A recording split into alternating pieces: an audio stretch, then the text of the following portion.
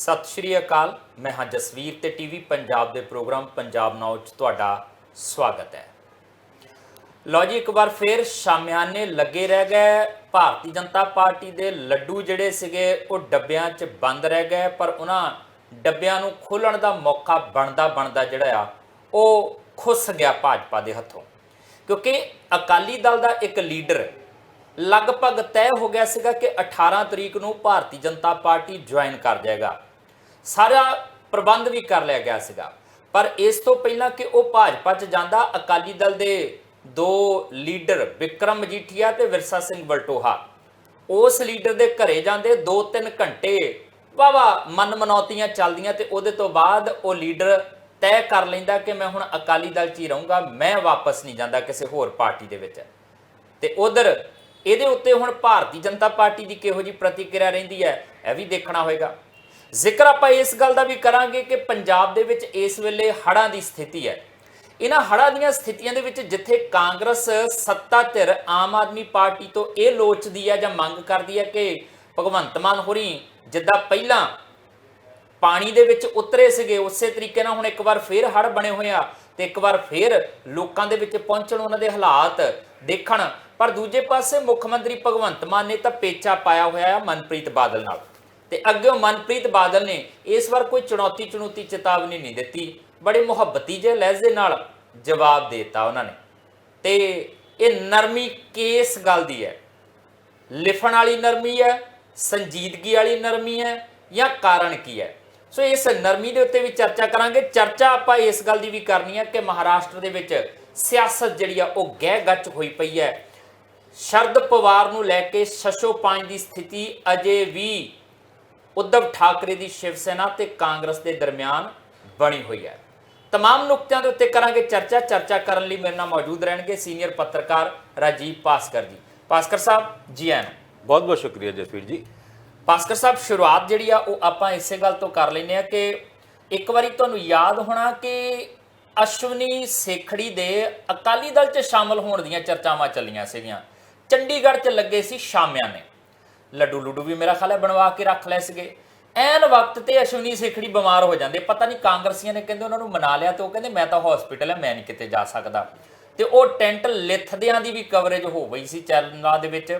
इन बिन इदां दी पोजीशन हुण एक बारी फिर बनी। अमृतसर तो लीडर है अकाली दा तलबीर गिल, चोण भी लड़ी 2022 दे विच, और विक्रम मजीठिया के काफ़ी नेड़ले बंदे भी दसे जाते, सुखबीर बादल नाल भी नेड़ता हैगी आ। पिछले 2 दिन तो खफा सी। 14 तरीक नूं तो इदां सी कि कुछ चैनलों ते इंटरव्यूआं भी तत्तियां देतियां कि उन्हें आ कीता, प्रधान इदां आ, धमकाना इदां आ, भी मैं तो टाटा बाय बाय कहती आ अकाली दल नूं। ते पता लगा कि 18 तरीक नूं भारतीय जनता पार्टी ऐन तैयारियां करी बैठी सी कि तलबीर गिल भाजपा च शामिल होणगे। 18 तरीक चढ़ी नहीं, राती ਜਿਹੜਾ ਆ ਉਹ 15 ਅਗਸਤ ਦੀ ਰਾਤ ਨੂੰ ਵਿਕਰਮ ਮਜੀਠੀਆ ਤੇ ਵਿਰਸਾ ਸਿੰਘ ਵਲਟੋਹਾ ਚਲ ਜਾਂਦੇ ਆ, 2-3 ਘੰਟੇ ਲਾਉਂਦੇ ਆ ਤੇ ਬਾਹਰ ਨਿਕਲ ਕੇ ਕਹਿੰਦੇ all is well, Talbir Gill ਹੁਣ ਕਿਤੇ ਨਹੀਂ ਜਾਣਗੇ। देखो पोलिटिकल पार्टी वास्ते हुण इदां दे हालात ते बन गए ने जिद्दां कहंदे आ ना कि एक दाणा कीमती है।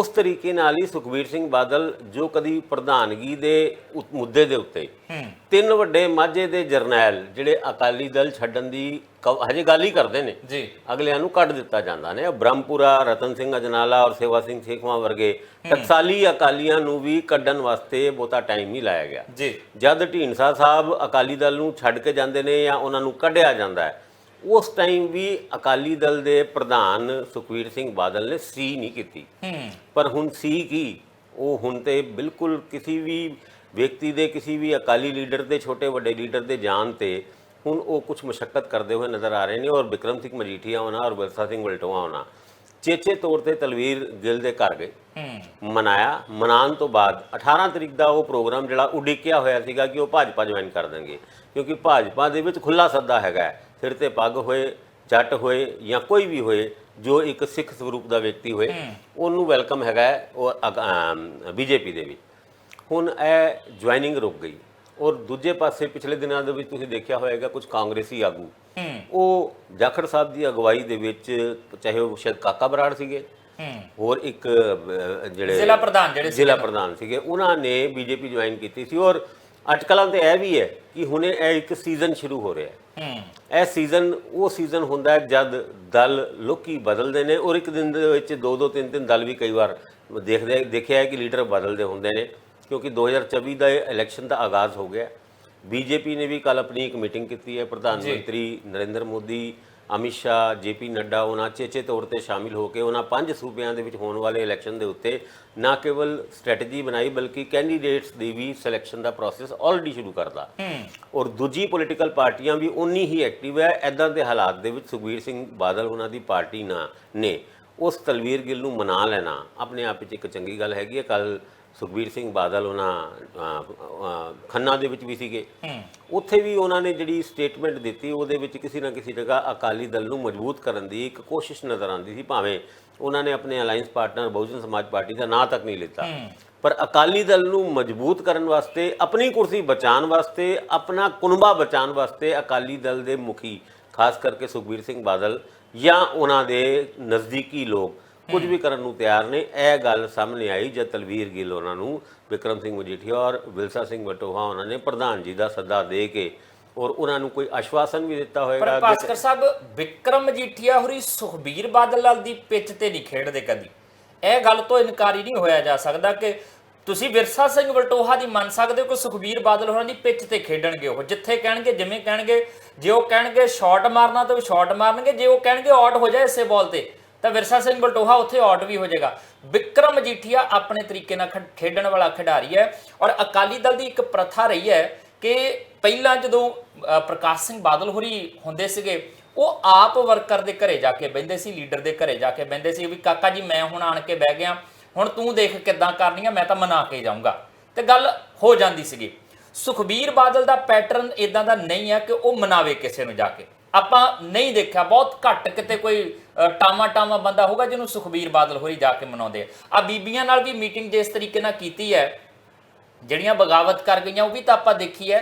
ਹੁਣ ਇੱਥੇ ਵਿਕਰਮ ਮਜੀਠੀਆ ਦੇ ਹਿੱਤ ਕੀ ਤੁਹਾਨੂੰ ਨਜ਼ਰ ਆ ਰਿਹਾ ਕਿ ਵਿਕਰਮ ਮਜੀਠੀਆ ਉਹ ਅੰਮ੍ਰਿਤਸਰ ਤੇ ਆਪਣਾ ਮਜੀਠਾ ਹਲਕਾ ਜਿਹੜਾ ਆ ਉਹ ਨੇੜ ਤੇੜ ਦੇ ਹਲਕਿਆਂ ਦੇ ਵਿੱਚ, ਵਲਟੋਹਾ ਵੀ ਉਧਰਲੇ ਪਾਸੇ ਤਰਨਤਾਰਨ ਦੇ ਨਾਲ ਹੀ ਪੈ ਜਾਂਦਾ, ਉਹਨਾਂ ਹਲਕਿਆਂ ਦੇ ਵਿੱਚ ਆਪਣੇ ਦਾਬੇ ਵਾਲੇ ਪ੍ਰਭਾਵ ਵਾਲੇ ਸਥਿਤੀਆਂ ਜਿਹੜੀਆਂ ਉਹ ਪੈਦਾ ਕਰਦਾ ਨਜ਼ਰ ਆ ਰਿਹਾ।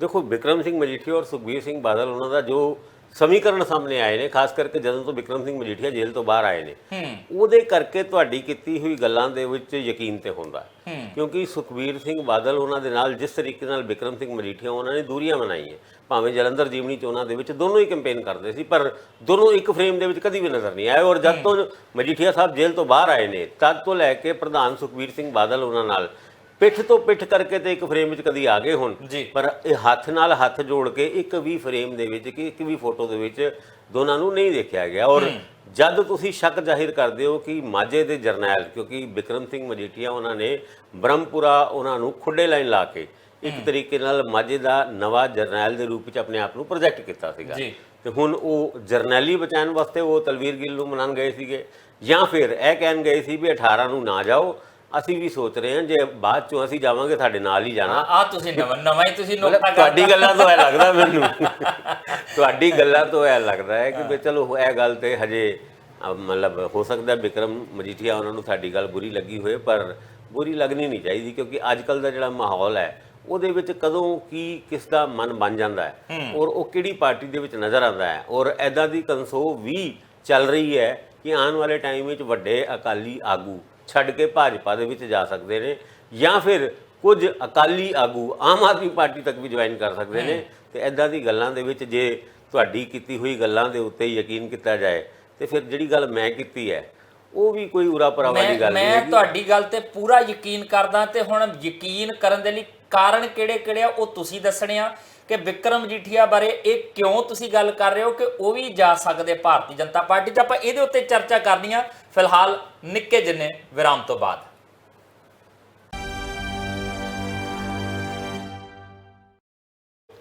ਬ੍ਰੇਕ ਤੋਂ ਬਾਅਦ ਤੁਹਾਡਾ ਸਵਾਗਤ ਹੈ। ਮੈਂ ਵੈਸੇ ਟੌਪਿਕ ਇੱਥੇ ਹੀ ਖਤਮ ਕਰ ਦੇਣਾ ਸੀਗਾ ਪਹਿਲੇ ਪਾਰਟ ਦੇ ਵਿੱਚ, ਪਰ ਭਾਸਕਰ ਸਾਹਿਬ ਨੇ ਜਿਸ ਤਰੀਕੇ ਨਾਲ ਵਿਕਰਮ ਮਜੀਠੀਆ ਹੋਰਾਂ ਨੂੰ ਰਾਹ ਦਿਖਾਤਾ ਭਾਰਤੀ ਜਨਤਾ ਪਾਰਟੀ ਵਾਲਾ, ਮੇਰੀ ਦਿਲਚਸਪੀ ਨਾ ਇਸ ਵਿਸ਼ੇ ਦੇ ਵਿੱਚ ਹੋਰ ਵੱਧ ਗਈ ਹੈ ਕਿ ਜੇ ਜਾਣਾ ਹੀ ਆ ਵਿਕਰਮ ਮਜੀਠੀਆ ਨੇ ਭਾਰਤੀ ਜਨਤਾ ਪਾਰਟੀ 'ਚ, ਜੇਲ੍ਹ ਆ ਰਹੇ ਆ ਭਾਈ, ਪੱਕਾ ਕੁਝ ਨਹੀਂ ਆ, ਸਿਆਸਤ ਆ, ਸਿਆਸਤ ਦੇ ਵਿੱਚ ਕੁਝ ਵੀ ਹੋ ਸਕਦਾ। ਭਾਸਕਰ ਸਾਹਿਬ, ਜੇ ਜਾਣਾ ਆ ਤਾਂ ਤੁਹਾਨੂੰ ਕਿਹੜੇ ਕਾਰਨ ਨਜ਼ਰ ਆ ਰਿਹਾ ਜਿਨ੍ਹਾਂ ਦਾ ਕਰਕੇ ਵਿਕਰਮ ਮਜੀਠੀਆ ਦੀ ਇਹ ਸੰਭਾਵਨਾ ਬਣਦੀ ਹੋਵੇ ਕਿ ਉਹਨਾਂ ਨੇ ਭਾਜਪਾ 'ਚ ਜਾਣਾ, ਜਾਂ ਉਦਾਂ ਹੀ ਆਪਾਂ ਤੀਰ ਤੁੱਕਾ ਹੀ ਮਾਰ ਦਿੱਤਾ ਆ? ਦੇਖੋ, ਜਿੱਥੇ ਤੱਕ ਵਿਕਰਮ ਸਿੰਘ ਮਜੀਠੀਆ ਉਹਨਾਂ ਦੇ ਭਾਜਪਾ ਜੁਆਇਨ ਕਰਨ ਦੀ ਗੱਲ ਹੈਗੀ ਹੈ, ਕੁਝ ਗੱਲਾਂ ਹੁੰਦੀਆਂ, ਕਈ ਕ੍ਰਾਈਮ ਵੀ ਤੁਸੀਂ ਸੋਲਵ ਕਰਨਾ ਹੋਏ ਤੇ ਤੁਸੀਂ ਸਰਕਮਸਟੈਂਸ਼ੀਅਲ ਐਵੀਡੈਂਸਸ ਦੇਖਦੇ ਹੋ ਕਿ ਵੀ ਆਹ ਜਿਹੜੇ ਸਰਕਮਸਟੈਂਸਸ ਨੇ ਕੀ ਦਰਸਾਉਂਦੇ ਨੇ। ਤੇ ਜੇ ਵਿਕਰਮ ਸਿੰਘ ਮਜੀਠੀਆ ਉਹਨਾਂ ਦੀ ਪੋਲੀਟੀਕਲ ਕੁੰਡਲੀ ਕੱਢ ਕੇ ਦੇਖ ਲਓ ਤੇ ਉਸ ਕੁੰਡਲੀ ਦੇ ਹਿਸਾਬ ਨਾਲ ਗ੍ਰਹਿ ਦਸ਼ਾ ਦੇਖੋ ਤੇ ਤੁਹਾਨੂੰ ਇਹ ਲੱਗੇਗਾ, ਕਿਉਂਕਿ ਦੇਖੋ ਵਿਕਰਮ ਸਿੰਘ ਮਜੀਠੀਆ ਉਹਨਾਂ ਸਾਡੇ ਤੋਂ ਨਾਰਾਜ਼ ਹੋ ਸਕਦੇ ਨੇ, ਅਸੀਂ ਤੇ ਇਹ ਗੱਲ ਕਹਿ ਰਹੇ ਨੇ ਕਿ ਉਹ ਦਸ਼ਾਵਾਂ ਕੀ ਕਹਿੰਦੀ ਹੈ, ਕਿਸ ਵੱਲ ਜਾ ਸਕਦੇ ਨੇ ਵਿਕਰਮ ਸਿੰਘ ਮਜੀਠੀਆ। ਅਕਾਲੀ ਦਲ ਦੇ ਪ੍ਰਧਾਨ ਸੁਖਬੀਰ ਸਿੰਘ ਬਾਦਲ ਜਿਹੜੇ ਉਹਨਾਂ ਦੇ ਜੀਜਾ ਸ਼੍ਰੀ ਹੈ, ਉਹਨਾਂ ਦੇ ਨਾਲ ਉਹਨਾਂ ਦੀ ਨਹੀਂ ਬਣ ਰਹੀ, ਇਹ ਗੱਲ ਅਸੀਂ ਨਹੀਂ ਕਹਿ ਰਹੇ। ਤਕਰੀਬਨ ਅਕਾਲੀ ਪੋਲਿਟਿਕਸ ਦੇ ਵਿੱਚ ਜਿੰਨੇ ਵੀ ਆਗੂ ਨੇ, ਈਵਨ ਸੀਨੀਅਰ ਅਕਾਲੀ ਆਗੂ ਨੇ, ਉਹ ਵੀ ਇਸ ਗੱਲ ਨੂੰ ਦਰਸਾਉਂਦੇ ਨੇ ਕਿ ਹਾਂ ਦੋਨਾਂ ਦੇ ਵਿੱਚ ਕੁਝ ਗੜਬੜ ਤੇ ਹੈ। ਸੁਖਬੀਰ ਸਿੰਘ ਬਾਦਲ ਉਹਨਾਂ ਨਾਲ ਜਦ ਮੇਰੀ ਮੁਲਾਕਾਤ ਪਿਛਲੇ ਦਿਨਾਂ ਦੇ ਵਿੱਚ ਹੋਈ ਸੀ, ਉਹਦੇ ਵਿੱਚ ਵੀ ਇਹ ਲੱਗਿਆ ਕਿ ਸੁਖਬੀਰ ਸਿੰਘ ਬਾਦਲ ਉਹਨਾਂ ਔਰ ਵਿਕਰਮ ਸਿੰਘ ਮਜੀਠੀਆ ਉਹਨਾਂ ਨਾਲ ਉਹ ਘਨਿਸ਼ਟਤਾ, ਉਹ ਜਿਹੜੀ ਇਕਜੁੱਟਤਾ ਸੀਗੀ ਜਿਹੜੀ ਕਦੀ ਆਪਾਂ ਦੇਖਦੇ ਹੁੰਦੇ ਸੀ, ਉਹ ਘੱਟ ਨਜ਼ਰ ਆਈ।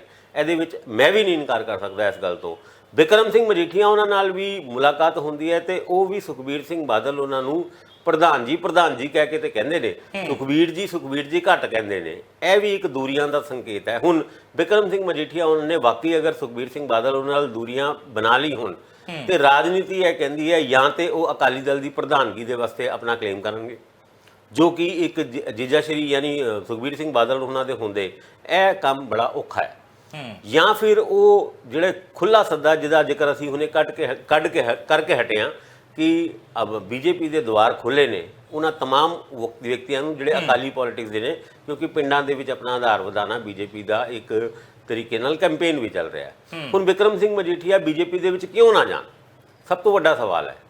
ਕਾਰਨ ਕਿ ਵਿਕਰਮ ਸਿੰਘ ਮਜੀਠੀਆ ਔਰ ਬੀਜੇਪੀ ਦੇ ਆਗੂਆਂ ਦੇ ਵਿੱਚ ਵਧੀਆ ਸੰਬੰਧ ਰਹੇ ਨੇ, ਇਹਦੇ ਵਿੱਚ ਕੋਈ ਦੋਰਾਏ ਨਹੀਂ। ਭਾਸਕਰ ਸਾਹਿਬ ਇੱਥੇ ਥੋੜਾ ਜਿਹਾ ਇੱਕ ਥੋੜਾ ਵੱਖਰਾ ਨੁਕਤਾ ਰੱਖਣਾ ਚਾਹਾਂਗਾ। ਉਹ ਜਦੋਂ ਅਰੁਣ ਜੇਤਲੀ ਚੋਣ ਲੜਦੇ ਨਾ ਅੰਮ੍ਰਿਤਸਰ ਤੋਂ, ਤੇ ਆਪਾਂ ਸਾਰੇ ਜਣੇ ਜਾਣਦੇ ਆ, ਤੁਸੀਂ ਵੀ ਚੰਗੇ ਤਰੀਕੇ ਨਾਲ ਵਾਕਿਫ ਹੋ ਕਿ ਅਰੁਣ ਜੇਤਲੀ ਨੇ ਇੱਕ ਸਮੇਂ 'ਚ ਇਹ ਗੱਲ ਕਹਿਤੀ ਸੀ, ਵਿਕਰਮ ਮਜੀਠੀਆ ਮੇਰੀ ਕੰਪੇਨ 'ਚ ਨਜ਼ਰ ਨਹੀਂ ਆਉਣਾ ਚਾਹੀਦਾ। ਇਹ ਸਥਿਤੀਆਂ ਬਣੀਆਂ ਸੀਗੀਆਂ ਔਰ ਉਸ ਸਭ ਤੋਂ ਬਾਅਦ ਬਹੁਤ ਸਾਰੀਆਂ ਚੀਜ਼ਾਂ ਹੋਈਆਂ ਵੀ, ਜਿਸ ਤਰੀਕੇ ਨਾਲ ਵਿਕਰਮ ਮਜੀਠੀਆ ਨੇ ਇੱਕ ਵਾਰ ਗੁਰਬਾਣੀ ਦੀ ਤੁਕ ਵੀ ਥੋੜੀ ਜੀ ਅਦਲ ਬਦਲ ਕੇ ਜਿਹੜੀ ਆ ਉਹ ਬੋਲ ਦਿੱਤੀ ਸੀ, ਉਹਦਾ ਵੀ ਕਾਫੀ ਵਿਵਾਦ ਉੱਠਿਆ ਸੀਗਾ। ਉਹਨਾਂ ਹਾਲਾਤਾਂ 'ਚ ਭਾਰਤੀ ਜਨਤਾ ਪਾਰਟੀ ਦੀ ਲੀਡਰਸ਼ਿਪ ਵੀ ਜਾਣਦੀ ਹੈ ਕਿ ਵਿਕਰਮ ਮਜੀਠੀਆ ਦਾ ਹੋਣਾ ਭਾਵੇਂ ਸਾਡੇ ਨਾਲ ਹੀ ਹੋਣਾ ਹੋਵੇ, ਉਹ ਨਫਾ ਦੇਣ ਵਾਲਾ ਜਾਂ ਨੁਕਸਾਨ ਦੇਣ ਵਾਲਾ, ਭਾਜਪਾ ਉਹ ਕਦਮ ਤਾਂ ਪੁੱਟੇਗੀ ਨਹੀਂ ਜਿਹੜੀ ਲੈਣੇ ਦੇ ਦੇਣੇ ਪੈ ਜਾਣ। ਦੂਜੀ ਗੱਲ ਇਹ ਵੀ ਹੈਗੀ ਹੈ, ਜ਼ਰੂਰੀ ਥੋੜ੍ਹੀ ਆ ਕਿ ਭਾਜਪਾ 'ਚ ਹੀ ਜਾਣ ਵਿਕਰਮ ਮਜੀਠੀਆ। ਵਿਕਰਮ ਮਜੀਠੀਆ ਦਾ ਇੱਕ ਉਸ ਸਮੇਂ ਜਦੋਂ ਅਕਾਲੀ ਦਲ ਚੜ੍ਹਤ ਤੇ ਸੀ, ਉਹਦਾ ਇੱਕ ਮੁਕਾਮ ਸੀ ਅਕਾਲੀ ਦਲ ਦੇ ਵਿੱਚ। ਹੁਣ ਤਾਂ ਚਲੋ ਅਕਾਲੀ ਦਲ ਦੀ ਜਿਹੜੀ ਸਥਿਤੀ ਪਤਲੀ ਪੈ ਗਈ ਆ ਔਰ ਇਹ ਕਿਹਾ ਜਾਂਦਾ ਸੀ ਪੈਰਲਲ ਸੁਖਬੀਰ ਬਾਦਲ ਹੋਰਾਂ ਦੇ ਪੈਰਲਲ ਇੱਕ ਧੜਾ ਜਿਹੜਾ ਆ ਉਹ ਵਿਕਰਮ ਮਜੀਠੀਆ ਦਾ ਬੋਲਦਾ ਆ ਅਕਾਲੀ ਦਲ ਦੇ ਵਿੱਚ।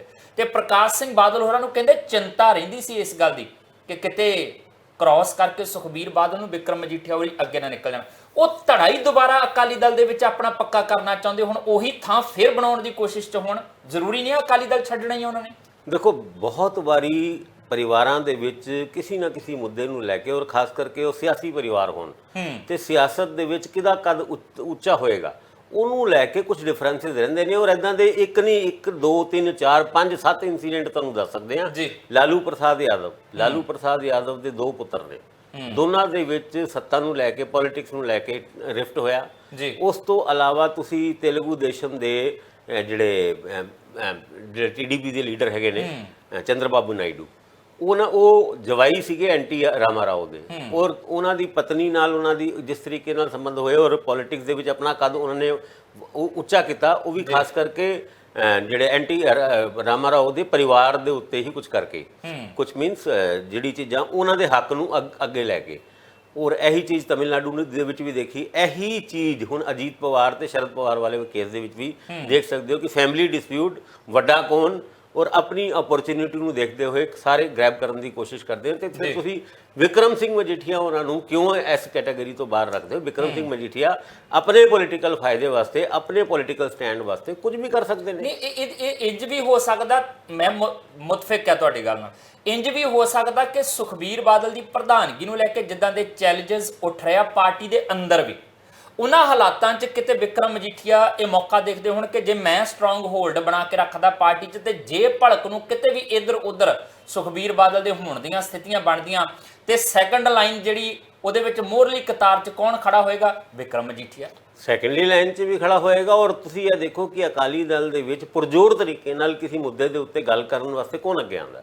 ਵਿਕਰਮ ਸਿੰਘ ਮਜੀਠੀਆ। ਔਰ ਉਹਨਾਂ ਮੁੱਦਿਆਂ ਦੇ ਉੱਤੇ, ਜਿਨ ਮੁੱਦਿਆਂ ਦੇ ਉੱਤੇ ਸਰਕਾਰ ਨੂੰ ਘੇਰਿਆ ਜਾ ਸਕਦਾ ਹੈ, ਔਰ ਉਹ ਵੀ ਤੱਥ ਦੇ ਆਧਾਰਿਤ, ਉਹ ਸਾਰੇ ਮੁੱਦੇ ਵਿਕਰਮ ਸਿੰਘ ਮਜੀਠੀਆ ਉਹਨਾਂ ਹੀ ਉਠਾਉਂਦੇ ਨੇ। ਔਰ ਉਸ ਤੋਂ ਇਲਾਵਾ ਵਿਕਰਮ ਸਿੰਘ ਮਜੀਠੀਆ ਜਦ ਇੱਦਾਂ ਦੀ ਪ੍ਰੈਸ ਕਾਨਫਰੰਸ ਕਰਦੇ ਨੇ ਤੇ ਕਿਸੇ ਵੀ ਸੀਨੀਅਰ ਅਕਾਲੀ ਆਗੂ ਦਾ ਉਹਨਾਂ ਦੇ ਨਾਲ ਨਾ ਹੋਣਾ, ਭਾਵੇਂ ਉਹ ਡਾਕਟਰ ਚੀਮਾ ਹੋਣ ਜਾਂ ਫਿਰ ਵਿਰਸਾ ਸਿੰਘ ਵਲਟੋਹਾ, ਕਦੀ ਕਦੀ ਉਹਨਾਂ ਨਾਲ ਨਜ਼ਰ ਆ ਜਾਂਦੇ ਨੇ, ਪਰ ਉਹਨਾਂ ਵੀ ਦੂਰੀਆਂ ਬਣਾ ਕੇ ਰੱਖ ਰਹੇ ਹਨ।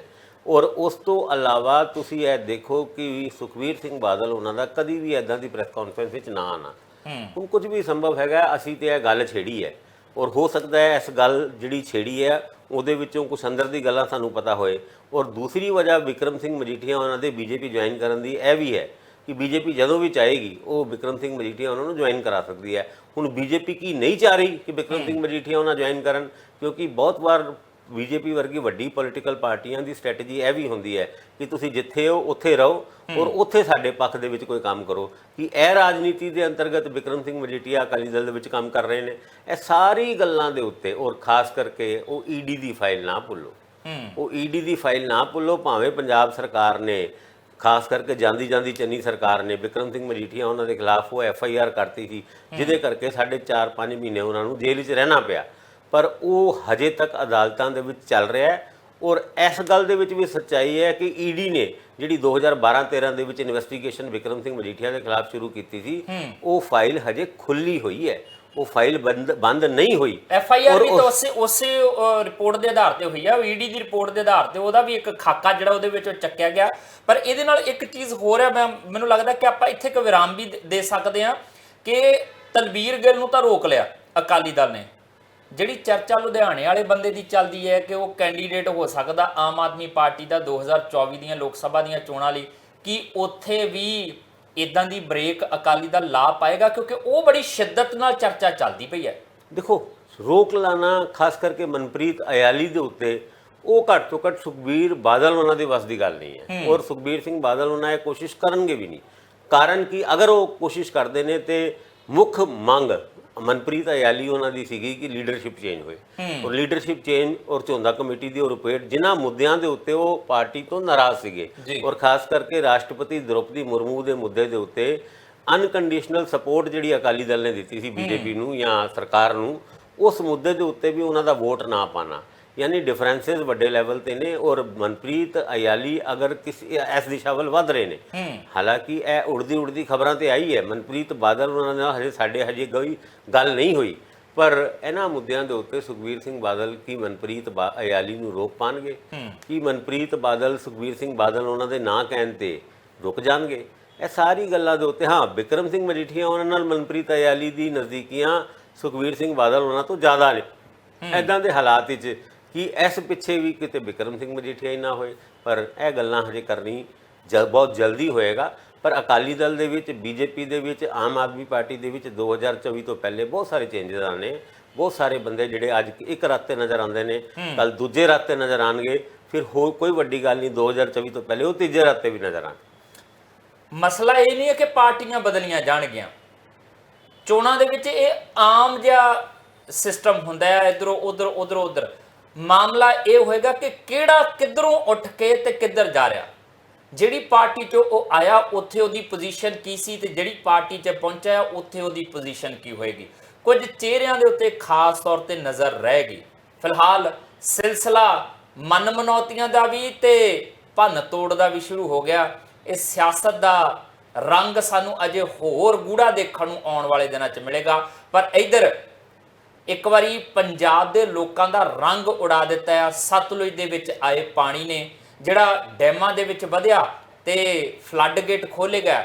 ਕਈ ਪਿੰਡਾਂ ਨੂੰ ਆਪਣੀ ਚਪੇਟ 'ਚ ਇੱਕ ਵਾਰ ਫੇਰ ਪਾਣੀ ਨੇ ਲੈ ਲਿਆ ਤੇ ਚੁਣੌਤੀਆਂ ਵਿਰੋਧੀ ਧਿਰ ਵੱਲੋਂ ਦਿੱਤੀਆਂ ਜਾ ਰਹੀਆਂ ਨੇ ਸੱਤਾ ਧਿਰ ਨੂੰ, ਤੇ ਸੱਤਾ ਧਿਰ ਚੁਣੌਤੀਆਂ ਮਨਪ੍ਰੀਤ ਨੂੰ ਦੇ ਰਹੀ ਹੈ। ਜ਼ਿਕਰ ਛੇੜਦੇ ਹਾਂ ਛੋਟੇ ਜਿੰਨੇ ਵਿਰਾਮ ਤੋਂ ਬਾਅਦ।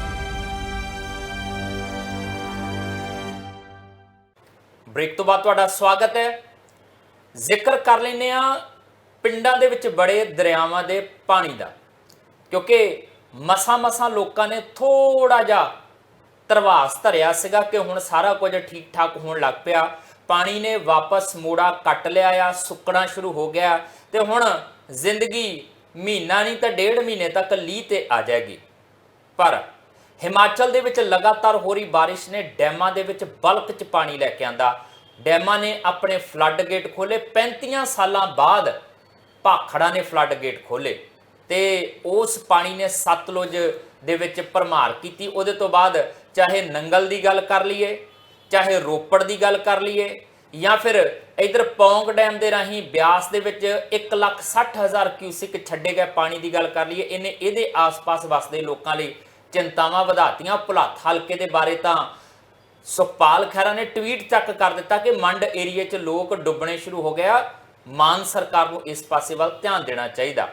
ਤੇ ਵੜਿੰਗ ਹੋਰੀ ਤਾਂ ਕਹਿੰਦੇ ਕਿ ਉਦੋਂ ਤੁਸੀਂ ਸੀਗੇ, ਪਹੁੰਚੇ ਸੀਗੇ ਵੱਖ-ਵੱਖ ਥਾਵਾਂ ਤੇ, ਤੁਹਾਡੇ ਮੰਤਰੀ ਆਉਂਦੇ ਸੀ, ਆ ਇੱਕ ਵਾਰ ਫਿਰ ਮੁਸੀਬਤ ਆ ਗਈ, ਹੁਣ ਕਹਿੰਦੇ ਗੱਲਾਂ ਨਾ ਕਰੋ, ਮੈਦਾਨ 'ਚ ਆਣ ਕੇ ਲੋਕਾਂ ਦੇ ਵਿੱਚ ਉਤਰ ਕੇ ਉਹਨਾਂ ਦੀ ਮਦਦ ਕਰੋ। ਚਲੋ ਰਾਜਾ ਵੜਿੰਗ ਉਹਨਾਂ ਜੋ ਕੁਝ ਕਹਿ ਰਹੇ ਨੇ ਉਹ ਪੋਲੀਟੀਕਲ ਸਟੇਟਮੈਂਟ ਹੋ ਸਕਦੀ ਹੈ, ਪਰ ਸਰਕਾਰ ਵਾਸਤੇ ਇੱਕ ਵੱਡੀ ਚੇਤਾਵਨੀ ਔਰ ਇੱਕ ਚੈਲੰਜ ਦੇ ਰੂਪ ਵਿੱਚ ਇਹ ਹੜ੍ਹਾਂ ਦਾ ਦੂਜਾ ਦੌਰ ਸ਼ੁਰੂ ਹੋਇਆ।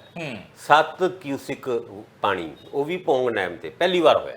7 ਲੱਖ ਕਿਊਸਿਕ ਪਾਣੀ, ਔਰ ਇਹ ਜਿਹੜੇ 1 ਲੱਖ ਕਰਕੇ ਛੱਡਿਆ ਜਾ ਰਿਹਾ ਜੀ। ਔਰ ਇਹਦਾ ਸਿੱਧਾ ਪੌਂਗ ਡੈਮ ਤੋਂ ਛੱਡਿਆ ਹੋਇਆ ਪਾਣੀ ਸਿੱਧਾ ਬਿਆਸ ਨਦੀ ਦੇ ਉੱਤੇ ਅਸਰ ਪਾਉਂਦਾ। ਔਰ ਬਿਆਸ ਨਦੀ ਕਿਉਂਕਿ ਥੱਲੇ ਨੇ, ਬਹਾਵ ਥੱਲੇ ਦੀ ਤਰਫ ਹੈ, ਤਾਂ ਬੜੀ ਤੇਜ਼ੀ ਨਾਲ ਪਾਣੀ ਆਉਂਦਾ ਹੈ। ਔਰ ਖਾਸ ਕਰਕੇ ਰਿਵਰ ਬੈਡ ਯਾਨੀ ਆਸ-ਪਾਸ ਦੇ ਕਿਨਾਰੇ ਨਦੀ ਦੇ, ਉਹਦੇ ਵਿੱਚ ਜਿੰਨੇ ਵੀ ਪਿੰਡ ਹੈਗੇ ਆ ਉਹਨਾਂ ਦੇ ਵਾਸਤੇ ਖਤਰਾ ਬਣਿਆ ਹੁੰਦਾ। ਹਰ ਪਿੰਡ ਤੇ ਖਾਲੀ ਕਰਾ ਲਏ ਗਏ ਸੀ, ਪਰ ਉਹ ਜਿਹੜੇ ਟੁੱਸੀ ਬੰਨ ਜਿਹੜੇ ਪਿਛਲੀ ਵਾਰ ਵੀ ਇਸ ਤਰੀਕੇ ਨਾਲ ਭਾਖੜਾ ਜਾਂ ਪੌਂਗ ਡੈਮ ਤੇ ਉਹ ਖੈਰ ਪਾਣੀ ਹੁਣੇ ਹੀ ਛੱਡਿਆ, ਜਦ ਭਾਖੜਾ ਡੈਮ ਤੋਂ ਛੱਡੇ ਸੀਗੇ ਤੇ ਜਲੰਧਰ ਦੇ ਵਿੱਚ ਉਹ ਟੁੱਸੀ ਬੰਨ, ਸੁਲਤਾਨਪੁਰ ਲੋਧੀ ਵਿੱਚ ਜਾਣਬੁੱਝ ਕੇ ਤੋੜਿਆ ਹੋਇਆ ਬੰਨ, ਜਾਂ ਫਿਰ ਇਹ ਸਾਰੀ ਗੱਲਾਂ ਦੇ ਉੱਤੇ ਸਰਕਾਰਾਂ ਦੇ ਇੰਤਜ਼ਾਮਾਂ ਦੇ ਉੱਤੇ ਰਾਜਨੀਤੀ ਤੇ ਹੋਣੀ ਸੀਗੀ, ਹੋ ਰਹੀ ਹੈ। ਪਰ ਰਾਜਨੀਤੀ ਤੋਂ ਉੱਤੇ ਉੱਠ ਕੇ, ਕਿਉਂਕਿ ਇਹ ਦੂਜਾ ਦੌਰ ਹੈ ਹੜ੍ਹਾਂ ਦਾ, ਪਹਿਲੇ ਦੌਰ ਤੋਂ ਹਜੇ ਤੱਕ ਲੋਕ ਬਾਹਰ ਵੀ ਨਹੀਂ ਨਿਕਲ ਆਏ ਸੀਗੇ ਤੇ ਇਹ ਦੂਜਾ ਪਾਣੀ ਆ ਗਿਆ। ਸਰਕਾਰਾਂ ਨੂੰ ਚਾਹੀਦਾ ਹੈ ਕਿ ਵੀ ਦੂਜੇ ਵਾਸਤੇ ਤੁਸੀਂ ਕੀ ਇੰਤਜ਼ਾਮ ਕੀਤਾ, ਉਹ ਵੀ ਖਾਸ ਕਰਕੇ ਤਦ ਜਦ ਪਹਿਲੇ ਦੌਰ ਦੇ ਵਾਸਤੇ ਤੁਹਾਡੇ ਇੰਤਜ਼ਾਮਾਤ ਕਾਫੀ ਨਹੀਂ ਸੀ। ਇਹ ਗੱਲ ਸਾਹਮਣੇ ਆ ਚੁੱਕੀ ਹੈ। ਲੋਕਾਂ ਦੀ ਹੋਈ ਫਸਲਾਂ ਦਾ ਨੁਕਸਾਨ, ਜਿਹਦੇ ਵਾਸਤੇ ਭਗਵੰਤ ਮਾਨ ਉਹਨਾਂ ਕਈ ਵਾਰ ਕਹਿ ਚੁੱਕੇ ਨੇ ਕਿ ਵੀ ਅਸੀਂ ਗਿਰਦਾਵਰੀ ਬਾਅਦ ਚੋਂ ਕਰਾ ਲਾਂਗੇ, ਪਹਿਲੇ ਕੰਪਨਸੇਸ਼ਨ ਦੇਵਾਂਗੇ। ਲੀਗਲੀ ਕਾਨੂੰਨੀ ਤੌਰ ਤੇ ਇਹ ਹੋ ਨਹੀਂ ਸਕਦਾ ਸੀ, ਪਰ ਫਿਰ ਵੀ ਮੁੱਖ ਮੰਤਰੀ ਦੀ ਅਨਾਉਂਸਮੈਂਟ ਸੀਗੀ ਤੇ ਲੋਕਾਂ ਨੂੰ ਭਰੋਸਾ ਹੋਣਾ ਚਾਹੀਦਾ। ਹਾਲਾਂਕਿ ਮੁੱਖ ਮੰਤਰੀ ਦੀ ਕੀਤੀ ਹੋਈ ਗੱਲਾਂ ਜਾਂ ਅਨਾਉਂਸਮੈਂਟ ਦੇ ਉੱਤੇ ਲੋਕਾਂ ਦਾ ਭਰੋਸਾ ਹੌਲੇ ਕਰਕੇ ਘੱਟ ਹੋ ਰਿਹਾ ਹੈ। ਖਾਸ ਕਰਕੇ ਉਹ ਜੀਰਾ ਫੈਕਟਰੀ ਵਾਲੀ ਗੱਲ ਨੂੰ ਯਾਦ ਰੱਖੋ, ਜਦ ਭਗਵੰਤ ਮਾਨ ਉਹਨਾਂ ਨੇ ਆਪ ਕਿਹਾ ਸੀਗਾ ਕਿ ਜੀਰਾ ਫੈਕਟਰੀ ਨੂੰ ਸਰਕਾਰ ਨੇ ਬੰਦ ਕਰਨ ਦਾ ਫੈਸਲਾ ਲਿੱਤਾ ਹੈ, ਅੱਜ ਤੱਕ ਆਫੀਸ਼ੀਅਲ ਆਰਡਰ ਬੰਦ ਕਰਨ ਦੇ ਰਿਲੀਜ਼ ਨਹੀਂ ਹੋਏ। ਹੁਣ ਕੰਪਨਸੇਸ਼ਨ ਬਿਨਾਂ ਗਿਰਦਾਵਰੀ ਤੋਂ ਸਰਕਾਰ ਦੇਗੀ, ਇਹਦੀ ਵੀ ਅਨਾਉਂਸਮੈਂਟ ਉਹਨਾਂ ਨੇ ਕੀਤੀ ਸੀ ਜੋ ਹਜੇ ਤੱਕ ਨਹੀਂ ਦਿੱਤੀ ਜਾ ਸਕੀ। ਹੁਣ ਬਾਜਵਾ ਸਾਹਿਬ ਹੋਣ, ਰਾਜਾ ਵੜਿੰਗ ਹੋਣ, ਸੁਖਬੀਰ ਸਿੰਘ ਬਾਦਲ ਹੋਣ, ਸੁਨੀਲ ਜਾਖੜ ਹੋਣ, ਜਿਹੜੀ ਹੈ ਆਪੋਜੀਸ਼ਨ ਪਾਰਟੀ ਦੇ ਲੀਡਰ ਹੈਗੇ ਨੇ, ਉਹਨਾਂ ਨੇ ਸਰਕਾਰ ਨੂੰ ਘੇਰਨਾ ਸ਼ੁਰੂ ਕੀਤਾ ਹੈ। ਔਰ ਦੂਜੇ ਦੌਰ ਦੇ ਹੜ੍ਹ ਦੇ ਵਿੱਚ ਪਹਿਲੇ ਦੌਰ ਤੋਂ ਵੀ ਜ਼ਿਆਦਾ ਨੁਕਸਾਨ ਹੋਣ ਦੀ ਸੰਭਾਵਨਾ ਹੈ। ਇਸ ਕਰਕੇ ਹੁਣ ਫੀਲਡ ਤੇ ਜ਼ਮੀਨ ਤੇ ਉਤਰਨ ਦੀ ਲੋੜ ਹੈ ਮੁੱਖ ਮੰਤਰੀ ਨੂੰ, ਕਿਉਂਕਿ ਅਕਸਰ ਉਹ ਖੁਦ ਹੀ ਕਹਿੰਦੇ ਸੀ ਕਿ ਪਹਿਲੇ ਮੈਂ ਸੈਂਕੜੋਂ ਏਕੜ ਬਚਾ ਲਾਂ, ਉਸ ਤੋਂ ਬਾਅਦ ਚੰਡੀਗੜ੍ਹ ਦੀ 11 ਏਕੜ ਜਾਂ 12 ਏਕੜ ਦੀ ਜ਼ਮੀਨ ਨੂੰ ਆਪਾਂ ਬਾਅਦ ਚੋਂ ਡਿਸਕਸ ਕਰਾਂਗੇ।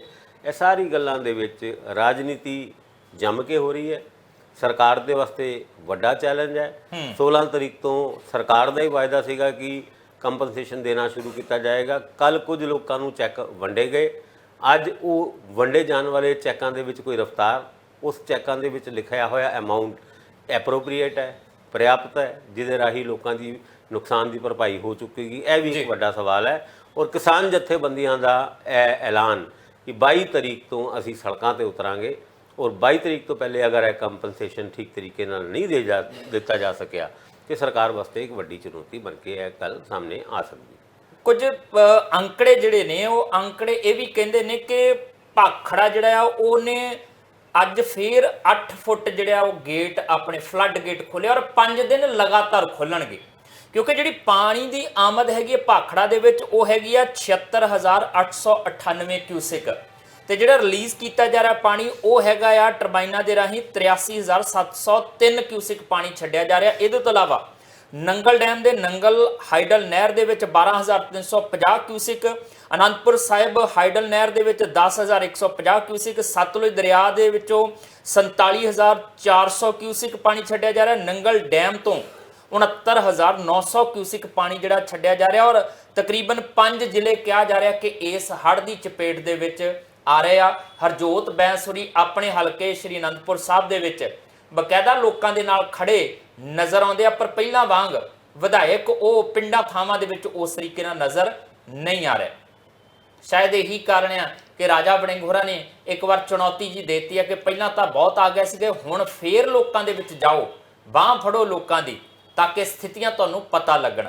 ਪਰ ਇਸ ਸਭ ਦੇ ਵਿੱਚ ਭਾਸਕਰ ਸਾਹਿਬ, ਮੁੱਖ ਮੰਤਰੀ ਭਗਵੰਤ ਮਾਨ ਹੜ੍ਹਾਂ ਦੀ ਗੱਲ ਕਰਨ ਦੀ ਬਜਾਏ ਉਹ ਤਾਂ ਮਨਪ੍ਰੀਤ ਬਾਦਲ ਦੇ ਦਿਵਾਲੇ ਹੋਇਆ, ਤੇ ਮਨਪ੍ਰੀਤ ਬਾਦਲ ਹੋਰੀ ਭਗਵੰਤ ਮਾਨ ਨੂੰ ਜਵਾਬ ਦੇਈ ਜਾ ਰਿਹਾ। ਉਹ ਈ ਸਟੈਂਪਿੰਗ ਵਾਲਾ ਮਾਮਲਾ ਹੁਣ ਕੌਣ ਦੋਸ਼ੀ ਤੇ ਕੌਣ ਸਿਆਸਤ ਕਰ ਰਿਹਾ, ਇਹ ਸਾਰੀਆਂ ਗੱਲਾਂ ਦੇ ਉੱਤੇ ਚਰਚਾ ਹੋਣ ਲੱਗ ਪਈ ਆ। ਪਰ ਲੋਕ ਇੱਕ ਪਾਸੇ ਆ, ਮੇਣੋ ਮੇਣੀ ਹੋਣਾ ਇੱਕ ਪਾਸੇ ਆ। ਦੇਖੋ, ਇਹ ਸ਼ਬਦਾਂ ਦੀ ਲੜਾਈ ਜਿਹੜੀ ਭਗਵੰਤ ਮਾਨ ਔਰ ਮਨਪ੍ਰੀਤ ਬਾਦਲ ਦੇ ਵਿੱਚ ਛਿੜੀ ਹੈ, ਇਹਦੇ ਵਿੱਚ ਕਦੀ ਲੱਗਦਾ ਹੈ ਕਿ ਮਨਪ੍ਰੀਤ ਬਾਦਲ ਗੋਲ ਕਰ ਗਏ, ਕਦੀ ਲੱਗਦਾ ਭਗਵੰਤ ਮਾਨ ਹੁਣੇ ਗੋਲ ਦੁਬਾਰਾ ਇੱਕ ਕਰਨਗੇ। ਪਰ ਇਹ ਸਾਰੀ ਗੱਲਾਂ ਦੇ ਵਿੱਚ ਸਿਰਫ ਗੱਲਾਂ ਦਾ ਕੜਾ ਬਣਾਇਆ ਜਾ ਰਿਹਾ ਹੈ। ਔਰ ਗੰਭੀਰ ਕਿੰਨੇ ਕੁ ਹੈਗੇ ਨੇ ਮੁੱਖ ਮੰਤਰੀ ਇਸ ਮੁੱਦੇ ਤੇ, ਇਹ ਤੁਸੀਂ ਇਸ ਗੱਲ ਤੋਂ ਅੰਦਾਜ਼ਾ ਲਾ ਸਕਦੇ ਹੋ ਕਿ ਜਦ ਧੁਰੀ ਦੇ ਵਿੱਚ ਉਹ ਭਾਸ਼ਣ ਦੇ ਰਹੇ ਸੀ ਤੇ ਮਨਪ੍ਰੀਤ ਬਾਦਲ ਉਹਨਾਂ ਦੇ ਉੱਤੇ ਕਟਾਸ਼ ਕੱਢਦੇ ਹੋਏ ਉਹਨਾਂ ਨੇ ਇਹ ਤੱਕ ਕਹਿਤਾ ਕਿ ਹੁਣ ਇਹ 57 ਕਰੋੜ 60 ਕਰੋੜ ਦੇ ਕਰੀਬ ਦਾ ਅਮਾਊਂਟ ਕਿ ਮਨਪ੍ਰੀਤ ਬਾਦਲ ਉਹਨਾਂ ਆਪਣੇ ਕਿਹਨੂੰ ਵੇਚ ਕੇ ਦੇਣਗੇ। ਤੁਸੀਂ ਇਹ ਦੱਸੋ ਕਿ ਇਹ ਜਿਹੜਾ ਫੈਸਲਾ ਹੈਗਾ 1266 ਕਰੋੜ ਰੁਪਏ ਦੇ ਸਟੈਂਪ ਪੇਪਰ ਛਾਪਣ ਦਾ, ਇਹ ਫੈਸਲਾ ਅੱਜ ਦਾ ਨਹੀਂ ਹੈ, ਇਹ ਪਿਛਲੀ ਸਰਕਾਰ ਦਾ ਫੈਸਲਾ ਹੈ ਜਦੋਂ ਮਨਪ੍ਰੀਤ ਬਾਦਲ ਉਹਨਾਂ ਵਿੱਤ ਮੰਤਰੀ ਸੀ। ਮਨਪ੍ਰੀਤ ਬਾਦਲ ਉਹਨਾਂ ਦੀ ਆਪਾਂ ਬਹੁਤੀ ਸਪੋਰਟ ਨਹੀਂ ਕਰਦੇ, ਪਰ ਤੁਸੀਂ ਇਸ ਮੁੱਦੇ ਦੇ ਉੱਤੇ ਇਸ ਗੱਲ ਦਾ ਅੰਦਾਜ਼ਾ ਲਾ ਸਕਦੇ ਹੋ ਕਿ ਜਦ ਭਗਵੰਤ ਮਾਨ ਸਾਡੇ ਮੁੱਖ ਮੰਤਰੀ ਸਿਆਸੀ ਸਟੇਜ ਤੋਂ ਮਨਪ੍ਰੀਤ ਬਾਦਲ ਦੇ ਸਾਹਮਣੇ ਕੋਈ ਸਵਾਲ ਖੜੇ ਕਰਦੇ ਨੇ ਤੇ ਫਿਰ ਮਨਪ੍ਰੀਤ ਬਾਦਲ ਉਹਨਾਂ ਕਿਉਂ ਕੁਝ ਨਹੀਂ ਬੋਲਣਗੇ, ਉਹ ਵੀ ਖਾਸ ਕਰਕੇ ਤਦ ਜਦ 1266 ਕਰੋੜ ਰੁਪਏ ਦੇ ਸਟੈਂਪ ਪੇਪਰ ਛਾਪਣ ਦੇ ਮੁੱਦੇ ਦੇ ਉੱਤੇ ਇਕੱਲੇ ਮਨਪ੍ਰੀਤ ਸਿੰਘ ਨੂੰ ਦੋਸ਼ੀ ਮੰਨਿਆ ਜਾ ਰਿਹਾ, ਮਨਪ੍ਰੀਤ ਬਾਦਲ ਉਹਨਾਂ ਨੂੰ ਦੋਸ਼ੀ ਮੰਨਿਆ ਜਾ ਰਿਹਾ, ਜੋ ਕਿ ਕਾਨੂੰਨੀ ਤੌਰ ਤੇ ਵੀ ਔਰ ਅਖਲਾਕੀ ਤੌਰ ਤੇ ਵੀ ਠੀਕ ਨਹੀਂ ਹੈਗਾ। ਇਹਦੇ ਵਿੱਚ ਵੱਡੀ ਗੱਲ ਇਹ ਆਉਂਦੀ ਹੈ ਕਿ ਈ ਸਟੈਂਪਿੰਗ ਜਿਹੜੀ ਆ ਸ਼ੁਰੂ ਹੋ ਗਈ, ਫੇਰ ਕਾਤੋਂ ਜਿਹੜਾ ਉਹ ਦਿੱਤਾ। ਤੇ ਮਨਪ੍ਰੀਤ ਬਾਦਲ ਕਹਿੰਦੇ ਜਦੋਂ ਸਾਡੀ ਸਰਕਾਰ ਸੀ, ਜਦੋਂ ਇਹ ਟੈਂਡਰ ਕੀਤੇ ਗਏ ਸੀਗੇ, ਉਦੋਂ ਪਾਰਸ਼ਲ ਜਿਹੜਾ ਈ ਸਟੈਂਪਿੰਗ ਚੱਲੀ ਸੀ, ਉਹਦੇ ਪੈਰਲਲ ਆ ਸਾਰੀਆਂ ਚੀਜ਼ਾਂ ਹੋ ਰਹੀਆਂ ਸੀ। ਕੰਪਲੀਟਲੀ ਕਹਿੰਦੇ ਤੁਹਾਡੀ ਸਰਕਾਰ ਨੇ ਈ ਸਟੈਂਪਿੰਗ ਦਾ ਕੰਮ ਸ਼ੁਰੂ ਕੀਤਾ, ਆ ਬਿਆਨ ਦੇ ਕੇ ਤੁਸੀਂ ਆਪਣੀ ਸਰਕਾਰ ਦੇ ਫੈਸਲੇ ਨੂੰ ਸਵਾਲਾਂ ਦੇ ਘੇਰੇ 'ਚ ਲਿਆ ਰਹੇ ਹੋ। ਬਿਲਕੁਲ ਠੀਕ ਗੱਲ ਹੈ। ਹੁਣ ਕਈ ਸਵਾਲ ਖੜੇ ਕਰਦੇ ਨੇ ਆਪਣੀ ਸਰਕਾਰ ਦੇ ਉੱਤੇ, ਤੇ ਚਲੋ ਮਨਪ੍ਰੀਤ ਬਾਦਲ ਉਹਨਾਂ ਨੇ ਗਲਤ ਕੰਮ ਕਰਤਾ, ਉਹਨਾਂ ਨੇ ਈ ਸਟੈਂਪਿੰਗ ਦੇ ਆਰਡਰ ਦੇ ਦਿੱਤੇ ਕਿਸੇ ਵੀ ਅਫਸਰ ਨੂੰ ਕੌਨਫੀਡੈਂਸ 'ਚ ਲਿੱਤੇ ਬਗੈਰ। ਹੋ ਸਕਦਾ ਇੱਦਾਂ? ਪ੍ਰਪੋਜ਼ਲ ਤੇ ਅਫਸਰਾਂ ਵੱਲੋਂ ਹੀ ਜਾਂਦਾ ਹੈ। ਮਨਪ੍ਰੀਤ ਬਾਦਲ ਨੇ 1266 ਕਰੋੜ ਰੁਪਏ ਦਾ ਆਰਡਰ ਬਣਾ ਕੇ ਥੱਲੇ ਭੇਜਿਆ ਅਫਸਰਾਂ ਨੂੰ ਕਿ ਸਾਈਨ ਕਰੋ, ਐਦਾਂ ਹੋ ਸਕਦਾ?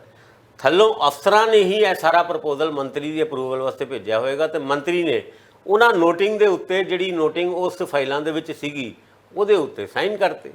ਹੁਣ ਇਹ ਸਾਰੀ ਗੱਲਾਂ ਦੇ ਉੱਤੇ ਜੇ ਈ ਸਟੈਂਪਿੰਗ ਦਾ ਫੈਸਲਾ ਔਰ ਦੂਜੇ ਪੇਪਰਸ ਨੂੰ ਜਦ ਬੈਨ ਕਰਨ ਦਾ ਫੈਸਲਾ ਲਿੱਤਾ ਗਿਆ ਕਿ ਉਸ ਟਾਈਮ ਮਨਪ੍ਰੀਤ ਬਾਦਲ ਵਿੱਤ ਮੰਤਰੀ ਸੀਗੇ, ਉਸ ਟਾਈਮ ਵਿੱਤ ਮੰਤਰੀ ਸੀਗੇ ਹਰਪਾਲ ਚੀਮਾ ਉਹਨਾਂ, ਔਰ ਅਫਸਰਾਂ ਦੀ ਇਹ ਡਿਊਟੀ ਹੁੰਦੀ ਹੈ ਕਿ ਜਦ ਕਿਸੇ ਵੀ ਭਾਵੇਂ ਉਹ ਕਰੰਸੀ ਕਿਉਂ ਨਾ ਹੋਏ, ਹੁਣ 2000 ਦੇ ਨੋਟ ਨੂੰ ਬੈਨ ਕਰਨ ਦਾ ਜਦ ਫੈਸਲਾ ਲਿੱਤਾ ਗਿਆ ਤੇ ਇਹ ਤੇ ਨਹੀਂ ਹੈ ਕਿ ਹੋਰ ਨੋਟ ਛਾਪਣ ਦੇ ਦਿੱਤੇ ਜਾਣ। ਐਦਾਂ ਦੀ ਗਲਤੀ ਕੋਈ ਵੀ ਇੱਕ ਅਣਜਾਣ ਆਦਮੀ ਨਹੀਂ ਕਰ ਸਕਦਾ, ਕਿਉਂਕਿ ਉਹ ਜਿਹੜੀ ਨਾਸਿਕ ਦੀ ਪ੍ਰੈਸ ਦੇ ਵਿੱਚ ਕੋਈ ਪ੍ਰਾਈਵੇਟ ਠੇਕਾ ਨਹੀਂ ਦਿੱਤਾ ਜੀ। ਨਾਸਿਕ ਦੀ ਇੱਕ ਸਰਕਾਰੀ ਪ੍ਰੈਸ ਹੈਗੀ ਆ, ਉਹ ਆਪਣੇ ਆਪ ਵਿੱਚ ਕਰੰਸੀ ਚੈਸ ਟਾਈਪ ਆ ਔਰ ਕਰੰਸੀ ਛਾਪਣ ਵਾਲਾ ਕੰਮ ਕਰਦੀ ਹੈ।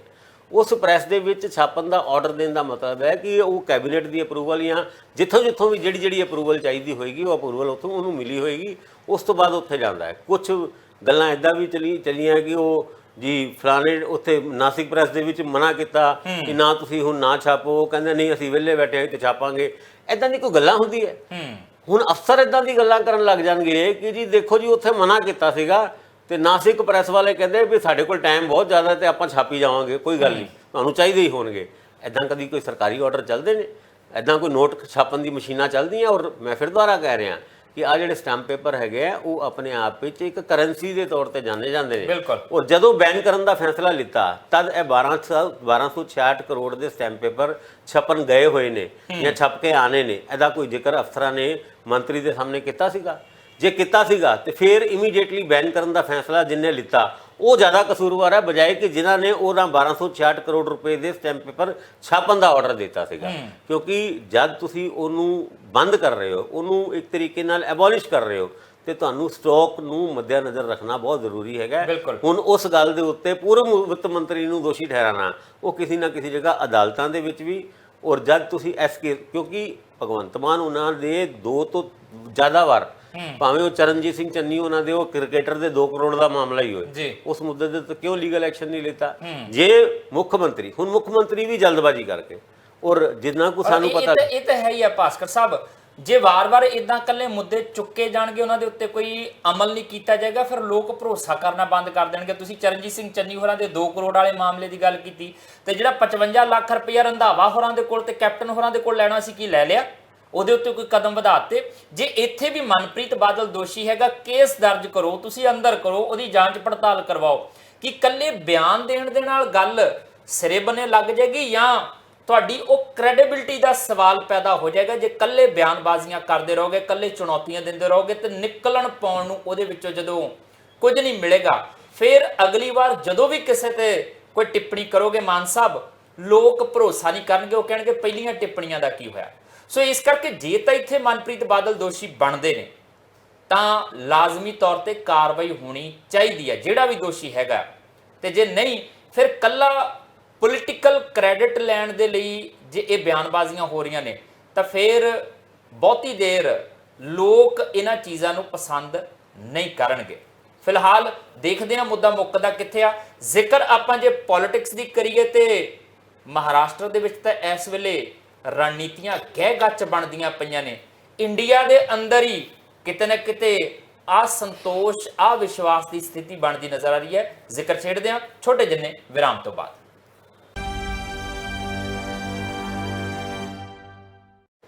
ਬ੍ਰੇਕ ਤੋਂ ਬਾਅਦ ਤੁਹਾਡਾ ਸਵਾਗਤ ਹੈ। ਮਹਾਰਾਸ਼ਟਰ ਭਾਜਪਾ ਨਾਲ ਰਲ ਕੇ ਸ਼ਿਵ ਸੈਨਾ ਚੋਣ ਲੜਦੀ ਹੈ। ਸਰਕਾਰ ਬਣਨ ਦੇ ਕਿਨਾਰੇ ਗੱਲਾਂ ਪਹੁੰਚ ਵੀ ਜਾਂਦੀਆਂ, ਇੰਨਾ ਕੁ ਬਹੁਮਤ ਮਿਲ ਵੀ ਜਾਂਦਾ, ਪਰ ਮੁੱਖ ਮੰਤਰੀ ਤੇ ਜਾ ਕੇ ਪੇਚ ਫਸ ਜਾਂਦਾ। ਭਾਜਪਾ ਕਹਿੰਦੀ ਮੈਂ ਨਹੀਂ ਬਣਨ ਦੇਣਾ ਸ਼ਿਵ ਸੈਨਾ ਵਾਲਾ, ਸ਼ਿਵ ਸੈਨਾ ਵਾਲੇ ਕਹਿੰਦੇ ਤੁਸੀਂ ਸਾਡੇ ਨਾਲ ਵਾਅਦਾ ਕੀਤਾ ਸੀ 2.5 ਸਾਲ ਉਹ ਤੇ 2.5 ਸਾਲ ਉਹ ਕਹਿੰਦੇ ਇਦਾਂ ਦਾ ਕੋਈ ਵਾਅਦਾ ਨਹੀਂ, ਕਹਿੰਦੇ ਚੰਗਾ ਫਿਰ ਟਾਟਾ ਬਾਏ ਬਾਏ, ਜੇ ਤੁਸੀਂ ਨਹੀਂ ਤਾਂ ਮੈਂ ਇਧਰੋਂ ਮੁੱਖ ਮੰਤਰੀ ਬਣ ਜਾਣਾ। ਮਹਾ ਵਿਕਾਸ ਅਘਾੜੀ ਬਣਦਾ ਉੱਥੇ, ਐਨਸੀਪੀ ਨੈਸ਼ਨਲ ਕਾਂਗਰਸ ਪਾਰਟੀ ਤੇ ਨਾਲ ਉਹਨਾਂ ਦੇ ਕਾਂਗਰਸ ਆਉਂਦੀ ਹੈ। ਇਹ 3 ਪਾਰਟੀਆਂ ਸ਼ਿਵ ਸੈਨਾ ਨਾਲ ਮਿਲ ਕੇ ਸਰਕਾਰ ਬਣਾਉਂਦੀਆਂ। ਉद्धਵ ਠਾਕਰੇ ਬਣ ਜਾਂਦੇ ਮੁੱਖ ਮੰਤਰੀ, ਤੇ ਭਾਜਪਾ ਸਭ ਤੋਂ ਵੱਡੀ ਪਾਰਟੀ ਹੋਣ ਦੇ ਬਾਵਜੂਦ ਵੀ ਸਾਈਡ ਤੇ ਬੈਠ ਜਾਂਦੀ ਹੈ। ਪਰ ਬਹਿੰਦੀ ਨਹੀਂ ਆ, ਉਹ ਭੰਨ ਤੋੜ ਸ਼ੁਰੂ ਹੋ ਜਾਂਦੀ ਹੈ। ਪਹਿਲਾਂ ਸ਼ਿਵ ਸੈਨਾ ਤੋੜੀ ਜਾਂਦੀ ਹੈ, ਏਕਨਾਥ ਸ਼ਿੰਦੇ ਨੂੰ ਰਲਾਇਆ ਜਾਂਦਾ, ਫਿਰ ਐਨਸੀਪੀ ਤੋੜੀ ਜਾਂਦੀ ਹੈ, ਅਜੀਤ ਪਵਾਰ ਨੂੰ ਰਲਾਇਆ ਜਾਂਦਾ। ਹੁਣ ਇਸ ਸਭ ਤੋਂ ਬਾਅਦ ਅਜੀਤ ਪਵਾਰ ਦੀਆਂ ਸ਼ਰਦ ਪਵਾਰ ਨਾਲ ਲਗਾਤਾਰ ਹੋ ਰਹੀਆਂ ਮੀਟਿੰਗਾਂ ਨੇ ਇੰਡੀਆ ਦੇ ਵਿੱਚ ਮੌਜੂਦ ਸ਼ਿਵ ਸੈਨਾ, ਉद्धਵ ਠਾਕਰੇ ਤੇ ਕਾਂਗਰਸ ਇਹਨੂੰ ਥੋੜਾ ਸ਼ਸ਼ੋਪਾਨ ਦੀ ਸਥਿਤੀ 'ਚ ਪਾਤਾ।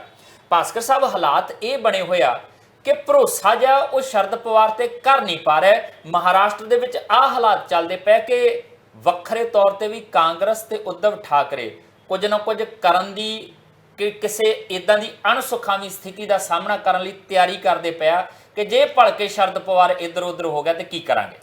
ਪਿਛਲੇ 4-5 ਸਾਲਾਂ ਦੇ ਵਿੱਚ ਮਹਾਰਾਸ਼ਟਰ ਦੇ ਵਿੱਚ ਉਹ ਸਭ ਕੁਝ ਹੋਇਆ ਜਿਹਦੀ ਕਦੀ ਕਲਪਨਾ ਵੀ ਨਹੀਂ ਕੀਤੀ ਜਾ ਸਕਦੀ ਸੀ। ਕੀ ਇਸ ਗੱਲ ਦੀ ਕਲਪਨਾ ਕੀਤੀ ਜਾ ਸਕਦੀ ਸੀ ਸ਼ਿਵ ਸੈਨਾ ਔਰ ਬੀਜੇਪੀ ਦੋਨਾਂ ਦੇ ਵਿੱਚ ਮੁੱਖ ਮੰਤਰੀ ਦੀ ਕੁਰਸੀ ਨੂੰ ਲੈ ਕੇ ਕੋਈ ਵਿਗੜਾਵ ਆਏਗਾ? ਔਰ ਉद्धਵ ਠਾਕਰੇ ਹੋਣਾ ਯਾਨੀ ਇੱਕ ਤਰੀਕੇ ਨਾਲ ਬੀਜੇਪੀ ਦੇ ਨਾਲ ਕਿਨਾਰਾ ਕਰ ਲੈਣਗੇ, ਔਰ ਉद्धਵ ਠਾਕਰੇ ਹੋਣਾ ਆਪਣੇ ਉਹਨਾਂ ਧੁਰ ਵਿਰੋਧੀਆਂ ਦੇ ਨਾਲ ਹੱਥ ਮਿਲਾ ਲੈਣਗੇ ਜਿਨ੍ਹਾਂ ਨੂੰ ਹਰਾ ਕੇ ਉਹ ਜਿੰਨੀ ਕੁ ਸੀਟਾਂ ਜਿੱਤੇ ਸੀ ਉਹ ਜਿੱਤੇ, ਔਰ ਬਾਅਦ 'ਚ ਮੁੱਖ ਮੰਤਰੀ ਵੀ ਬਣਦੇ ਨੇ। ਕਾਂਗਰਸ ਔਰ ਐਨਸੀਪੀ ਜਿਹੜੀ ਮੁੱਖ ਵਿਰੋਧੀ ਧਿਰਾਂ ਸੀਗੀ ਉਹਨਾਂ ਨੂੰ ਜੋੜ ਕੇ ਸਰਕਾਰ ਬਣਾਈ। ਬਾਅਦ 'ਚੋਂ ਜੋ ਕੁਝ ਸ਼ਿਵ ਸੈਨਾ ਨੇ ਬੀਜੇਪੀ ਦੇ ਨਾਲ ਕੀਤਾ ਉੱਦਾਂ ਹੀ ਬੀਜੇਪੀ ਨੇ ਸ਼ਿਵ ਸੈਨਾ ਨਾਲ ਕਰਤਾ। ਜਦ ਅੱਧੀ ਕੋ ਸ਼ਿਵ ਸੈਨਾ ਤੋੜਤੀ, ਉਹ ਸ਼ਿੰਡੇ ਸਾਹਿਬ ਚੱਕ ਲਏ, ਔਰ ਦੇਖਿਆ ਹੋਏਗਾ ਤੁਸੀਂ 35 40 ਪਤਾ ਨਹੀਂ ਕਿੰਨੇ ਕੋ ਐਮਐਲਏ ਕਦੀ ਗੁਹਾਟੀ ਕਦੀ ਸੂਰਤ ਉਹ ਜਾਂਦੇ ਸੀਗੇ। ਫਿਰ ਉਸ ਤੋਂ ਬਾਅਦ ਸੇਮ ਸੀਨ ਤੁਸੀਂ ਸ਼ਰਦ ਪਵਾਰ ਵਾਲਾ ਵੀ ਦੇਖਿਆ, ਜਦ ਅਜੀਤ ਪਵਾਰ ਉਹਨਾਂ ਦੇ ਨੱਕ ਥੱਲੋਂ ਪ੍ਰਫੁੱਲ ਪਟੇਲ ਵਰਗੇ ਉਹਨਾਂ ਦੇ ਖਾਸ ਬੰਦਿਆਂ ਨੂੰ ਵੀ ਛੱਡ ਕੇ ਲੈ ਗਏ। ਤੇ ਹੁਣ ਇਹਨਾਂ ਗੱਲਾਂ ਨੂੰ ਦੇਖਦੇ ਹੋਏ ਮਹਾਰਾਸ਼ਟਰ ਤੋਂ ਕਿਸੇ ਤੇ ਵੀ ਉੱਤੇ ਸ਼ੱਕ ਕਰਨਾ ਕੋਈ ਗੁਨਾਹ ਨਹੀਂ ਹੈਗਾ, ਔਰ ਇਹ ਸ਼ੱਕ ਪੈਦਾ ਹੋ ਚੁੱਕਿਆ ਅਜੀਤ ਪਵਾਰ ਔਰ ਸ਼ਰਦ ਪਵਾਰ ਉਹਨਾਂ ਦੀ ਉਹ ਸੀਕ੍ਰੇਟ ਮੀਟਿੰਗਾਂ ਕਰਕੇ। ਉਹ ਮੀਟਿੰਗਾਂ ਇਸ ਕਰਕੇ ਕਹਿ ਰਹੇ ਕਿ ਇੱਕ ਮੀਟਿੰਗ ਨਹੀਂ ਹੋਈ, ਹੁਣ ਸ਼ਿਵ ਸੈਨਾ ਦੇ ਹੀ ਲੀਡਰ ਕਹਿ ਰਹੇ ਨੇ 4 ਮੀਟਿੰਗਾਂ ਹੋਈਆਂ ਪਿੱਛੇ। ਉਹ 4 ਮੀਟਿੰਗਾਂ ਤੋਂ ਬਾਅਦ ਸ਼ਰਦ ਪਵਾਰ ਉਹਨਾਂ ਇਹ ਗੱਲ ਮੰਨਦੇ ਨੇ ਕਿ ਹਾਂ ਮੇਰੀ ਮੀਟਿੰਗ ਹੋਈ ਹੈ, ਮੇਰੇ ਪਰਿਵਾਰਿਕ ਪੱਧਰ ਦੇ ਉੱਤੇ ਮੇਰੀ ਮੀਟਿੰਗ ਹੋਈ ਹੈ, ਸਾਡੀ ਵਿਚਾਰਧਾਰਾ ਮਿਲਦੀ ਨਹੀਂ, ਮੇਰੇ ਲੋਕ ਮੈਨੂੰ ਕਹਿ ਰਹੇ ਨੇ ਕਿ ਬੀਜੇਪੀ ਦੇ ਨਾਲ ਚਲੇ ਜਾਓ ਪਰ ਮੈਂ ਜਾਊਂਗਾ ਨਹੀਂ। ਔਰ ਇਹਨਾਂ ਸਾਰੀ ਗੱਲਾਂ ਦੇ ਵਿੱਚ ਜਿਹੜੀ 31 ਅਗਸਤ ਔਰ 1 ਸਪਟੈਂਬਰ ਦੀ ਜਿਹੜੀ ਇੰਡੀਆ ਦੀ ਮੀਟਿੰਗ ਹੋਣੀ ਹੈ ਮੁੰਬਈ ਦੇ ਵਿੱਚ, ਜਿਹਨੂੰ ਹੋਸਟ ਸ਼ਰਦ ਪਵਾਰ ਤੇ ਉਧਵ ਠਾਕਰੇ ਮਿਲ ਕੇ ਕਰ ਰਹੇ ਨੇ, ਉਸ ਮੀਟਿੰਗ ਦੀ ਪ੍ਰਿਪਰੇਸ਼ਨ ਦੇ ਵਿੱਚ ਇੱਕ ਵੀ ਐਨਸੀਪੀ ਦੇ ਲੀਡਰ ਦਾ ਸ਼ਾਮਿਲ ਨਾ ਹੋਣਾ, ਇਹ ਸਾਰੀ ਗੱਲਾਂ ਕਿਉਂ ਨਾ ਸ਼ੱਕ ਪੈਦਾ ਕਰੇ ਸ਼ਿਵ ਸੈਨਾ ਦੇ ਅੰਦਰ ਔਰ ਕਾਂਗਰਸ ਦੇ ਅੰਦਰ, ਜੋ ਸ਼ਰਦ ਪਵਾਰ ਉਹਨਾਂ ਦੀ ਇਸ ਗੱਲਾਂ ਦੇ ਉੱਤੇ ਹੁਣ ਸ਼ੱਕ ਸਿਖਰ ਤੇ ਪਹੁੰਚ ਗਿਆ। ਔਰ ਕੋਈ ਵੱਡੀ ਗੱਲ ਨਹੀਂ ਹੈ ਕਿ 1 ਸਪਟੈਂਬਰ ਔਰ 31 ਅਗਸਤ ਦੀ ਇਸ ਮੀਟਿੰਗ ਤੋਂ ਪਹਿਲੇ ਸ਼ਰਦ ਪਵਾਰ ਉਹਨਾਂ ਬੀਜੇਪੀ ਦੇ ਖਾਤੇ 'ਚ ਨਜ਼ਰ ਆਉਣ, ਜਾਂ ਇਸ ਮੁੱਦੇ ਨੂੰ ਲੈ ਕੇ ਸ਼ਰਦ ਪਵਾਰ ਦਾ ਬਾਈਕਾਟ ਕਰਨ ਦਾ ਐਲਾਨ ਇੰਡੀਆ ਦੀ ਤਰਫੋਂ ਹੋਏ। ਇਹ ਇੱਕ ਰਾਜਨੀਤਿਕ ਪੇਚ ਦੇ ਰੂਪ ਵਿੱਚ ਉੱਥੇ ਸਾਹਮਣੇ ਆ ਰਿਹਾ ਔਰ ਕੁਝ ਵੀ ਹੋਣਾ ਸੰਭਵ ਹੈ। ਇੱਥੇ ਤੱਕ ਕਿ ਉਧਵ ਠਾਕਰੇ ਉਹਨਾਂ ਨੇ ਤੇ ਰਾਹੁਲ ਗਾਂਧੀ ਉਹਨਾਂ ਨਾਲ ਚੇਚੇ ਤੌਰ ਤੇ ਗੱਲ ਕਰਕੇ ਇੱਕ ਪਲਾਨ B ਤਿਆਰ ਕੀਤਾ ਔਰ ਉਸ ਪਲਾਨ B ਦੇ ਵਿੱਚ ਸਿਰਫ ਮਹਾਰਾਸ਼ਟਰ ਦੇ ਵਿੱਚ ਹੀ ਨਹੀਂ, ਇੰਡੀਆ ਦੇ ਵਿੱਚ ਸ਼ਰਦ ਪਵਾਰ ਦਾ ਅਲਟਰਨੇਟਿਵ ਕੌਣ ਹੋ ਸਕਦਾ ਹੈ, ਜਾਂ ਜੇ ਸ਼ਰਦ ਪਵਾਰ ਉਹਨਾਂ ਬੀਜੇਪੀ ਦੇ ਨਾਲ ਜਾਣ ਦਾ ਫੈਸਲਾ ਕਰਦੇ ਨੇ ਤੇ ਉਹਨਾਂ ਦੇ ਇਸ ਫੈਸਲੇ ਦੇ ਉੱਤੇ ਕਿਸ ਤਰੀਕੇ ਨਾਲ ਰਿਐਕਟ ਕਰਨਾ ਹੈ, ਇਹ ਵੀ ਤਿਆਰ ਹੋ ਚੁੱਕਿਆ ਹੈ। ਪਰ ਨੈਸ਼ਨਲ ਪੋਲਿਟਿਕਸ ਦੇ ਵਿੱਚ ਆਉਣ ਵਾਲੇ ਦਿਨਾਂ ਦੇ ਵਿੱਚ ਬਹੁਤ ਸਾਰੇ ਚੇਂਜਸ ਆਣੇ, ਕੌਣ ਕਿੱਥੇ ਤੇ ਕਿੱਦਾਂ ਖੜਾ ਹੈ। ਉਹ ਕੰਧ ਤੇ ਚੜੀ ਹੋਈ ਪਾਰਟੀਆਂ ਜਿਹਦਾ ਜ਼ਿਕਰ ਅਸੀਂ ਆਪਣੇ ਪ੍ਰੋਗਰਾਮ ਦੇ ਵਿੱਚ ਕਈ ਵਾਰ ਕਰਦੇ ਸੀਗੇ, ਉਹਦੇ ਵਿੱਚੋਂ ਕੁਝ ਪਾਰਟੀਆਂ ਹਜੇ ਵੀ ਕੰਧ ਤੇ ਬੈਠੀਆਂ, ਉਹ ਕਿੱਥੇ ਜੰਪ ਮਾਰਦੀਆਂ। ਔਰ ਬੀਜੇਪੀ ਦੀ ਉਸ ਤਿਆਰੀ ਦੀ ਗੱਲ, ਔਰ ਇੱਥੇ ਅਫਵਾਹ ਤੇ ਇਹ ਵੀ ਫੈਲੀ ਹੋਈ ਹੈ ਕਿ 3 ਨਵੰਬਰ ਯਾਨੀ ਨਵੰਬਰ ਦੇ ਮਹੀਨੇ ਦੇ ਵਿੱਚ ਕਦੀ ਵੀ 5 ਸੂਬਿਆਂ ਦੇ ਵਿੱਚ ਇਲੈਕਸ਼ਨ ਅਨਾਉਂਸ ਹੋ ਸਕਦੇ ਨੇ, ਔਰ ਉਹਦੀ ਡੇਟ ਅਗਸਤ ਦੇ ਮਹੀਨੇ ਦੇ ਵਿੱਚ ਵੀ ਹੋਣ ਦੀ ਸੰਭਾਵਨਾ ਹੈਗੀ ਹੈ। ਇੱਦਾਂ ਦੇ ਹਾਲਾਤ ਦੇ ਵਿੱਚ ਭਾਜਪਾ ਦੇ ਪ੍ਰਧਾਨ ਮੰਤਰੀ ਦੇ ਚਲੋ ਸਾਡੇ ਵੀ ਹੈਗੇ ਆ, ਉਹਨਾਂ ਦਾ ਲਾਲ ਕਿਲੇ ਤੋਂ ਇਹ ਗੱਲ ਕਹਿਣਾ ਕਿ 2024 ਦਾ ਝੰਡਾ ਵੀ ਮੈਂ ਲਾਲ ਕਿਲੇ ਤੋਂ ਮੈਂ ਹੀ ਫਹਰਾਊਂਗਾ, ਔਰ ਖੜਗੇ ਸਾਹਿਬ ਦਾ ਇਹ ਗੱਲ ਕਹਿਣਾ ਕਿ ਉਹ ਗੱਲ ਕਹਿਣਾ ਭੁੱਲ ਗਏ ਕਿ ਉਹ ਆਪਣੇ ਘਰ ਦੇ ਉੱਤੇ ਝੰਡਾ ਫਹਰਾਉਣਗੇ, ਲਾਲ ਕਿਲੇ ਦੀ ਤਾਂ ਉਹ ਸੋਚੇ ਵੀ ਨਾ। ਇਹ ਸਾਰੀ ਗੱਲਾਂ ਦੇ ਵਿੱਚ ਉਹ ਭਾਸਕਰ ਸਾਹਿਬ ਜਦੋਂ ਦੌਰ ਆਏਗਾ, ਜਦੋਂ ਨਤੀਜੇ ਆਉਣਗੇ, ਉਦੋਂ ਦੀਆਂ ਗੱਲਾਂ ਨੇ। ਫਿਲਹਾਲ ਜਦੋਂ ਆਪਾਂ ਸ਼ਰਦ ਪਵਾਰ ਹੋਰਾਂ ਦੀ ਗੱਲ ਕਰਦੇ ਹਾਂ, ਜਦੋਂ ਏਕਨਾਥ ਸ਼ਿੰਦੇ ਟੁੱਟ ਕੇ ਗਏ ਸੀ ਭਾਰਤੀ ਜਨਤਾ ਪਾਰਟੀ ਨਾਲ ਤੇ ਭਾਜਪਾ ਨੇ ਸਰਕਾਰ ਬਣਾਈ ਸੀ, ਉਦੋਂ ਆਪੋਜੀਸ਼ਨ ਦਾ ਜਿਹੜਾ ਲੀਡਰ ਸੀਗਾ ਨਾ, ਲੀਡਰ ਆਫ ਆਪੋਜੀਸ਼ਨ ਜਿਹੜਾ ਸੀਗਾ ਵਿਧਾਨ ਸਭਾ 'ਚ, ਉਹ ਐਨਸੀਪੀ ਦਾ ਸੀਗਾ। ਤੇ ਜਿੱਦਣ ਅਜੀਤ ਪਵਾਰ ਟੁੱਟ ਕੇ ਗਏ ਸੀ, ਸ਼ਰਦ ਪਵਾਰ ਨੇ ਕਿਹਾ ਸੀ ਕਾਂਗਰਸ ਕਾਹਲੀ ਨਾ ਕਰੇ, ਕਿਉਂਕਿ ਉਸ ਤੋਂ ਬਾਅਦ ਕਾਂਗਰਸ ਵੱਡੀ ਪਾਰਟੀ ਬਚਦੀ ਸੀਗੀ, ਕਿ ਕਾਂਗਰਸ ਆਪਣਾ ਲੀਡਰ ਅਨਾਉਂਸ ਕਰਨ ਦੀ ਕਾਹਲੀ ਨਾ ਕਰੇ। ਤੇ ਕਾਂਗਰਸ ਨੇ ਹਾਰ ਹੰਬ ਕੇ ਉਸ ਤੋਂ ਬਾਅਦ ਆਪਣਾ ਲੀਡਰ ਵੀ ਅਨਾਉਂਸ ਕਰ ਦਿੱਤਾ। ਮਤਲਬ ਸ਼ਰਦ ਪਵਾਰ ਦੇ ਹੱਥੋਂ ਉਹ ਵੀ ਗੇਮ ਜਿਹੜੀ ਨਿਕਲ ਗਈ ਆ, ਉਹ ਜਿਹੜਾ ਰੋਕਦੇ ਸੀਗੇ ਕਾਂਗਰਸ ਨੂੰ ਕਿ ਏਡੀ ਛੇਤੀ ਨਾ ਕਰਿਓ ਆਪਣਾ ਵਿਰੋਧੀ ਧਿਰ ਦਾ ਲੀਡਰ ਅਨਾਉਂਸ, ਉਹਨਾਂ ਨੇ ਵੇਟ ਕੀਤੀ ਸ਼ਰਦ ਪਵਾਰ ਦੀ, ਪਰ ਉਦੋਂ ਬਾਅਦ ਉਹਨਾਂ ਨੂੰ ਲੱਗਾ ਕਿ ਨਹੀਂ, ਹੁਣ ਜਦ ਵਾਪਸ ਹੀ ਨਹੀਂ ਆ ਰਿਹਾ ਅਜੀਤ ਪਵਾਰ ਤੇ ਪਾਰਟੀ ਤਾਂ ਅਸੀਂ ਵੱਡੀ ਆ ਤੇ ਸੀਟ ਸਾਡੇ ਕੋਲ ਹੋਣੀ ਚਾਹੀਦੀ ਹੈ। ਬਿਲਕੁਲ। ਔਰ ਜਿਸ ਤਰੀਕੇ ਨਾਲ ਮਹਾਰਾਸ਼ਟਰ ਦੇ ਵਿੱਚ ਇਹ ਨਵੇਂ ਅਲਾਈਅੰਸ ਨੂੰ ਲੈ ਕੇ ਚਰਚਾਵਾਂ ਚੱਲ ਰਹੀ ਹੈ, ਔਰ ਇਹ ਵੀ ਚਰਚਾ ਚੱਲ ਰਹੀ ਹੈ ਕਿ ਅਜੀਤ ਪਵਾਰ ਨੂੰ ਬੀਜੇਪੀ ਇੱਕ ਵਾਰ ਦੁਬਾਰਾ ਮੁੱਖ ਮੰਤਰੀ ਬਣਾ ਸਕਦੀ ਹੈ, ਏਕਨਾਥ ਸ਼ਿੰਦੇ ਉਹਨਾਂ ਨੂੰ ਖੁੱਡੇ ਲੈਣ ਲਾ ਕੇ। ਔਰ ਜਿੱਥੇ ਤੱਕ ਏਕਨਾਥ ਸ਼ਿੰਦੇ ਉਹਨਾਂ ਦੀ ਗੱਲ ਹੈਗੀ ਹੈ, ਉਹ 16 ਐਮਐਲਏ ਦਾ ਡਿਸਕੁਆਲੀਫਿਕੇਸ਼ਨ ਦਾ ਇੱਕ ਡਾਂਗ ਕਹਿ ਲਓ ਉਹਨਾਂ ਦੇ ਸਿਰ ਦੇ ਉੱਤੇ ਖੜੀ ਹੈ। ਇਹ ਸਾਰੀ ਗੱਲਾਂ ਦੇ ਵਿੱਚ ਅੱਗੇ ਚੱਲ ਕੇ ਮਹਾਰਾਸ਼ਟਰ ਦੀ ਇੰਡੀਆ ਦੀ ਰਾਜਨੀਤੀ ਕਿਸ ਕਰਵਟ ਬੈਠੇਗੀ, ਇਹ ਫਿਲਹਾਲ ਕਹਿਣਾ ਬਹੁਤ ਮੁਸ਼ਕਿਲ ਹੈ। ਕੁਝ ਵੀ ਹੋ ਸਕਦਾ ਹੈ। ਜਿਸ ਤਰ੍ਹਾਂ ਅਸੀਂ ਅਕਸਰ ਇਹ ਗੱਲ ਕਹਿੰਦੇ ਹਾਂ, ਰਾਜਨੀਤੀ ਸੰਭਾਵਨਾਵਾਂ ਦਾ ਖੇਡ ਹੀ ਨਹੀਂ, ਰਾਜਨੀਤੀ ਦੇ ਵਿੱਚ ਕਿਸੇ ਵੀ ਸੰਭਾਵਨਾ ਤੋਂ ਇਨਕਾਰ ਨਹੀਂ ਕੀਤਾ ਜਾ ਸਕਦਾ। ਉਸ ਗੱਲ ਦੇ ਹੇਠਾਂ ਹੀ ਆਪਾਂ ਇਹ ਗੱਲ ਕਹਿ ਰਹੇ ਹਾਂ ਕਿ ਕੁਝ ਵੀ ਹੋ ਸਕਦਾ। ਬਿਲਕੁਲ ਕੁਝ ਵੀ ਹੋ ਸਕਦਾ ਆ, ਪਰ ਫਿਲਹਾਲ ਹੋਰ ਕੁਝ ਨਹੀਂ ਹੋ ਸਕਦਾ ਕਿਉਂਕਿ ਸਮਾਂ ਸਾਨੂੰ ਇਜਾਜ਼ਤ ਨਹੀਂ ਦੇ ਰਿਹਾ। ਇਸੇ ਦੇ ਨਾਲ ਤੁਹਾਡੇ ਤੋਂ ਚਾਹਾਂਗੇ ਇਜਾਜ਼ਤ, ਫਿਰ ਮੁਲਾਕਾਤ ਹੋਏਗੀ। ਤਦ ਤੱਕ ਲਈ ਦੇਖਦੇ ਰਹੋ ਟੀਵੀ ਪੰਜਾਬ।